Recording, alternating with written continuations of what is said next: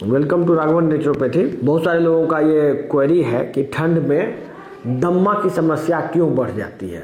मतलब ठंड में जो है दम्मा होने का संभावना बढ़ जाता है। इसके पीछे वजह है आपका जो मेडिसिन खाते हैं आप। जैसे कि ठंड का मेडिसिन लोग खाता है प्रायः दम्मा में स्टेरॉयड लेता है। स्टेरॉयड से लंग्स का इंजरी होता है, लंग्स में इंजरी हो जाता है, मतलब लंग्स में घाव हो जाता है, मोटा मोटा समझिए। जहाँ जहाँ जाता है इनहेलर जो लेता है लोग, तो उसमें जो जगह जगह घाव हो जाता है, तो उसी में जब हवा, जैसे कि बाहर का हवा ठंडा है, अंदर का हवा गर्म है, तो वो जब हवा जाता है तो उसको सेंसेशन फील होता है लंग्स के अंदर, और इसके वजह से उसको खांसी होना शुरू हो जाता है। अब समझिए ठंड में क्यों होता है ये ठंड में कहीं ना कहीं आपके ट्रीटमेंट से रिलेटेड है। जो आप मेडिसिन खा रहे हैं, जो आप दवा ले रहे हैं, उसी से हो रहा है। प्लस बहुत सारे लोग इसमें मोन्टेलुकास्ट या सेट्रिजिन टाइप का दवा खाता है, मतलब एलर्जी को कम करने का दवा खाता है। बेसिकली एलर्जी को चाहता है आदमी की एलर्जी किसी तरह ठीक हो जाए उसका।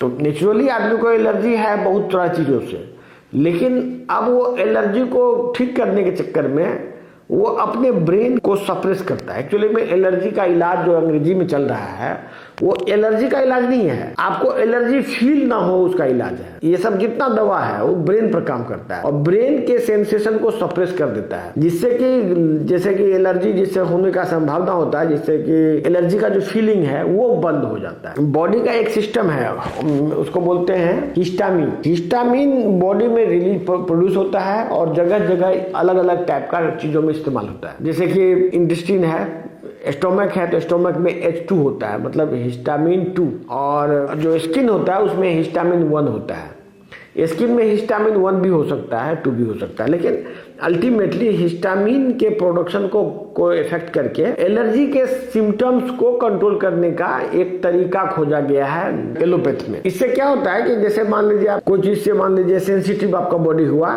तो उसी समय हिस्टामिन को ही प्रोडक्शन को बंद कर दें हम, या हिस्टामिन के सेंसेशन को बंद कर दें, हिस्टामिन के एक्शन को बंद कर दें, तो ऐसी हालत में वो आपको उसका इफेक्ट नजर नहीं आए। लेकिन वो जो एलर्जेन है जो बॉडी में प्रेजेंट है वो आपका उतना ही हार्मफुल होगा, उतना ही हार्म करेगा जितना, लेकिन दिखेगा नहीं।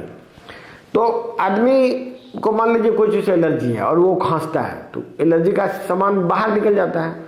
अब एंटी एलर्जन खाने से क्या होगा, वो डीप इनसाइड जाएगा, लंग्स में भी डीप इनसाइड जाएगा, पेट में भी डीप इनसाइड जाएगा, और वहां पर जो वो इन्फ्लामेशन करेगा वो दिखेगा नहीं।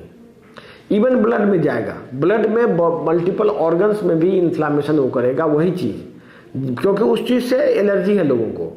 और वो चीज आप बाहर नहीं निकाल के आपने कुछ जुगाड़ लगा लिया, इसका रिएक्शन ना हो, मतलब वो पता नहीं चले, आदमी को पता नहीं चले कि एलर्जी उसको है, तो आप कोई दवा से उसको जुगाड़ लगा के उसको रोक दिया आपने इन दिखने में, और वो फिर पूरे बॉडी में आपका एलर्जी फैल के सारा बीमारी क्रिएट कर दिया।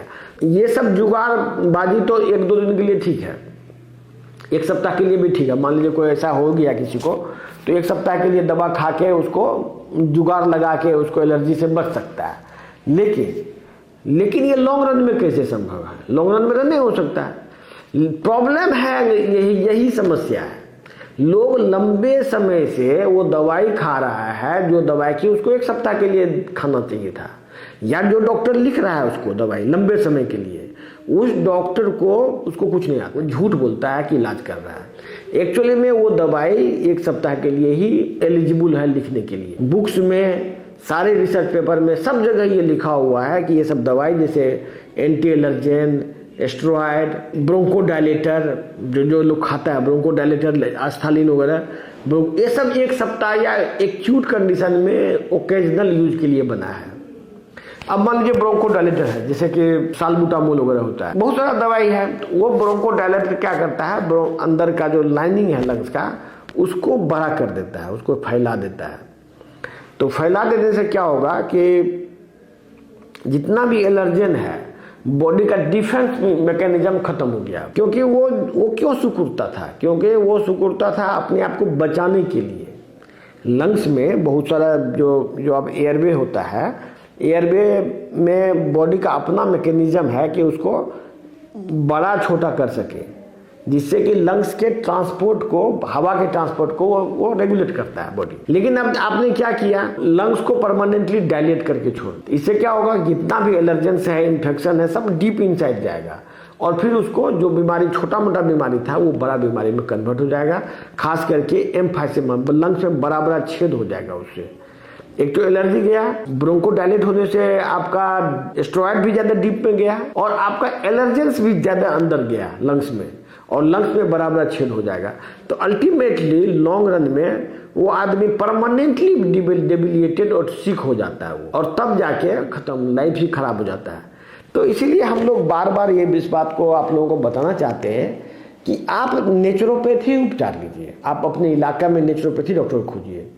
और हमारे सेंटर में बहुत सारे नेचुरोपैथ डॉक्टर हैं, जैसे डॉक्टर कुणाल है, जो हमारे साथ पिछले 10 साल, जो आदमी 10 साल से हमारे साथ प्रैक्टिस कर रहा है और जिसको वैलिड नेचुरोपैथ का डिग्री है, गुंजन है। तो आप इन लोगों से आप ये इस चीज़ के लिए विजिट कर सकते हैं, मिल सकते हैं। और यदि आप कहीं दूर से, आप ये वीडियो बहुत दूर में आप देख रहे हैं, क्योंकि ये ऑनलाइन सी चीज़ है, सब जगह जाता होगा। यदि आप बहुत दूर में हैं हमारे सेंटर से, तो ऑनलाइन आप दिए गए फ़ोन नंबर पर बात कर सकते हैं और हमारे एक्सपर्ट आपको उचित सलाह देंगे। हमारा ये रिसर्च है, देखिए बार बार हम ये बोल रहे हैं कि आप इस रिसर्च का फायदा उठाइए। ये अनुसंधान है और ये अनुसंधान ऐसा नहीं है कि नेचुरोपैथ का प्योर अनुसंधान है। इवन एलोपैथ में भी ये बात क्लियर कट है कि स्टेरॉइड ज़्यादा दिन ले लेना चाहिए, एंटी एलर्जेंस ज़्यादा दिन नहीं लेना चाहिए। जो भी आप दवाई लेते हैं अंग्रेजी का, वो सब दवाई टेम्प्रोरी सिम्टम रिलीफ का बना मेडिसिन है।